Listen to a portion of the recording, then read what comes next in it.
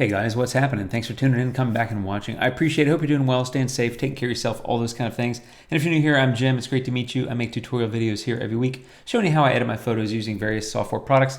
Today I'm in Luminar 4 and I'm showing kind of an interesting tip or trick for managing color and doing some interesting things with it. So I'm going to walk through this, try to make it a quick tip video. I'm going to try to hurry. There's my base photo.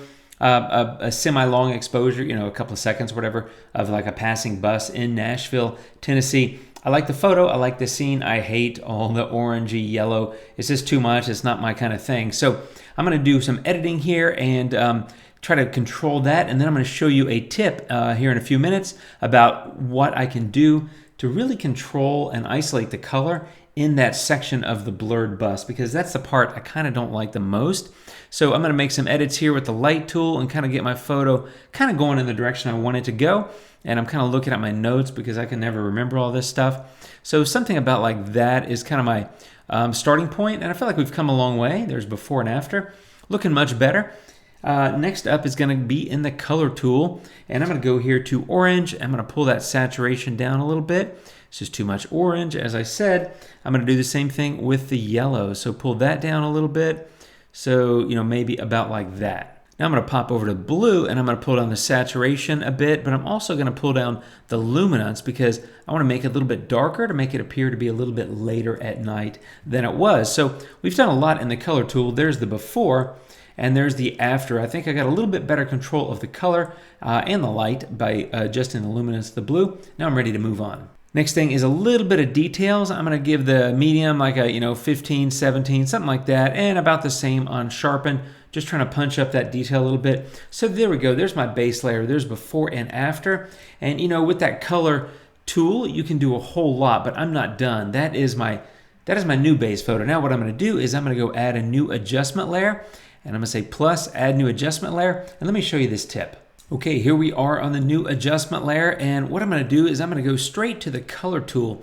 Now here's something in the color tool that I don't know if I've ever really spoken about it, or if I have, it's been a long time, and that is the hue shift. That gives you massive and interesting options in terms of your color. So what I want to do first is get a brush, and I'm going to go brush this color tool adjustment that I'm going to make, and I'm going to brush that into this streak here, because like I said, it's too much orange, too much yellow kind of going on, and what I want to do is get better control of that. So I'm going to isolate this section and then come in here, and I need to hit erase because I got a little too happy over here at the top. And what I want to do is just isolate that streak. I feel like I've got it isolated. There it is. Now that I've masked it in, I'm going to go to hue shift. Now hue shift, what it does, it gives you the ability, as the name implies, to shift the hues. So you can roll this around and it'll change the hue significantly. So you can do any of these kind of things, and as you roll this around, you can see the color is changing. So what I really wanted to do is create more blue in this section of the photo and make it look like it's more of a blue streak to counterbalance that blue in the sky, because there's so much orange and yellow and some of those tones in the image that I wanted to kind of balance that out with the blue streak. So I just isolated it. I drug hue shift all the way to the left, and it made it blue. Now, if you don't like that, maybe you wanted a red streak, you can come over here and say, all right, well, I kind of want a red streak.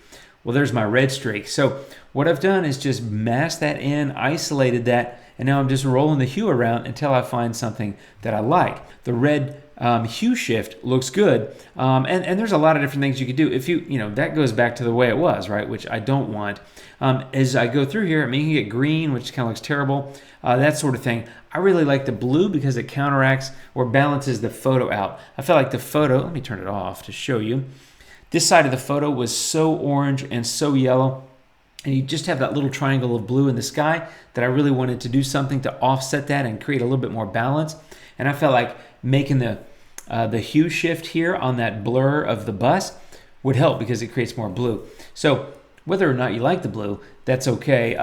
What I wanted to point out is this is an option for you. When you're looking to customize colors and really completely change something, you can literally overhaul what a color looks like and completely change it by using hue shift. You could still come in and say, well, I'm going to bump up the vibrance now and maybe a little bit of saturation, and that's going to give you more pop wherever it is that you masked. But the point is, I was able to take a photo that was pretty much dominantly orangey yellow and create a little bit more balance by creating a blue section of it that I think balances out the distribution of blue across the photo.